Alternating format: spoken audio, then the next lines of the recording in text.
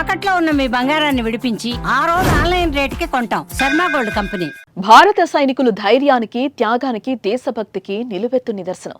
ఎలాంటి పరిస్థితుల్లోనైనా వెనకడుగు వేయని ధీరత్వం మన సైనికుల సొంతం. అవసరమైతే దేశం కోసం ప్రాణాలు ఇవ్వడానికైనా వెనకాడరు. కానీ యుద్ధానికి సిద్ధమే అంటూ ప్రగల్భాలు పలుకుతున్న పాకిస్తాన్లోని సైనికులను యుద్ధ భయంతో గజగజ వణికిపోతున్నారు. బతికుంటే బలిసా కన్న తినొచ్చు అంటూ ఉద్యోగం విడిచి పారిపోతున్నారు.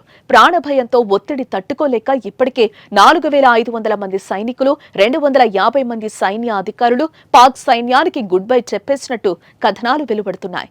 ఇంకొన్ని వేల మంది ఉద్యోగాలకు రాజీనామా దరఖాస్తులు సమర్పించినట్టు సమాచారం.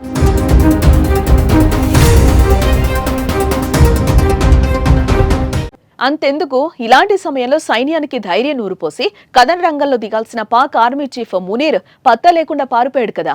ఎక్కడున్నాడో తెలీదు. ఆయన పాక్ ఆర్మీ హెడ్ క్వార్టర్స్ రావల్పిండిలో బంకర్లో దాక్కునున్నారని పాక్ ప్రభుత్వంలో కొందరు అధికారులు చెప్తుండగా, మునీర్ దేశం విడిచి భార్య పిల్లలతో పరాయి దేశంలో తలదాచుకుంటున్నట్లు వార్తలు వస్తున్నాయి. కానీ పాక్ ప్రభుత్వం మాత్రం వీటిని ఖండిస్తోంది. ఇప్పటి వరకు అతడు మాత్రం బయటకు రాలేదు.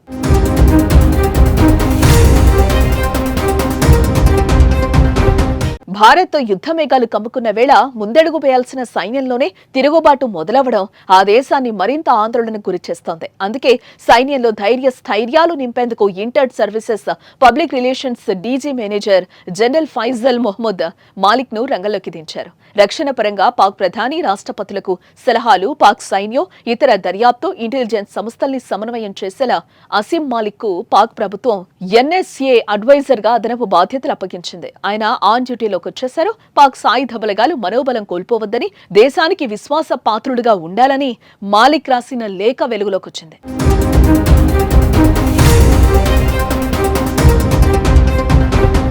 మరోవైపు పాక్ దేశంలో అంతర్యుద్ధం తీవ్ర స్థాయికి చేరింది. పాక్ సైన్యానికి బలూచిస్తాన్ కంటి మీద కునుకు లేకుండా చేస్తోంది. సింధు రాష్ట్ర రైతులు ఉద్యమిస్తున్నారు. ఇప్పుడు భారత్ ఏ క్షణమైనా దాడి చేసేందుకు తుపాకులు ఎక్కుపెట్టి కూర్చుంది. దీంతో పాక్ ప్రభుత్వానికి ఏం చేయాలో తెలియక తలలు పట్టుకుంటున్నారు.